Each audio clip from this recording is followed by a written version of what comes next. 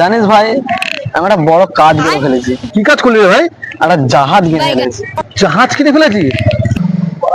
ভালো ফেকছে, ঢপ দিয়ে দিল, জাহাজ কিনেছে। ও জানে না আমি অন্য লেভেলে ঢপ দেয়। আমিও দিয়ে দিই হালকা বড় একটা। আরে তোর ভাই বিশাল বড় কাজ করে ফেলেছে। কি করেছিস রে? বিশাল বড় পুকুর কিনেছি আমি, বিশাল বড়। সারার কাছে বিড়ি খাওয়ার টাকা নেই, সারা নাকি আমার পুকুর কিনেছে, খালি বড় বড় ঢপ। চলো দেখি তোমার পুকুর দেখতে, কোথায় তোমার পুকুর? আমার পুকুর নয়, তোকে দেখাচ্ছি। ফার্স্টে তোর বড় যে বললি জাহাজটা, ওটা দেখা। চলো তারপর তুমি তোকে জাহাজ পুকুর দেখাবো। দেখতে।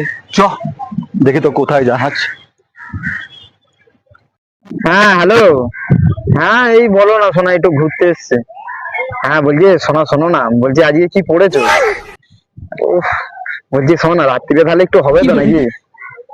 হ্যাঁ হ্যাঁ হ্যাঁ। কি দেখো তুই ভাবে, কোথায় তোর জাহাজ? সালা ড্রাইভারটাকে জাহাজটা চালাতে দিয়েছি, চাকা ফাকা লিক করে ফেললো নাকি কি জানি, এত দেরি হচ্ছে কেন? সালা জাহাজের আবার হাওয়া, ধমা তো জায়গা পাস না। হ্যাঁ আচ্ছা ভাই, রেগে যাস না, রেগে যাস না, তোর পুকুরটা কথা কই দেখা। আরে কানাচোদা, এই যে এত বড় পুকুরটা দেখছিস কার? তোর ভাইয়ের। দেখ এইখান থেকে পুরো অত পর্যন্ত, যেখানে দেখবি শুধু আমার পুকুর। হ্যাঁ হ্যাঁ শোনা, হ্যাঁ হ্যাঁ বলছি শোনা, একবার ফোনটা ধরো তো। জাহাজ কিনেছে, নদী কিনেছে, বাপের ভাড়া কিনেছে, বোকা চোদা গুলো সরকারি নদী নিয়ে জাহাজ কিনেছে। ভাগ বোকা চোদা গুলো এখান দিয়ে, শান্তিতে একটু কথা বলছি সেইটাও বলতে পারে।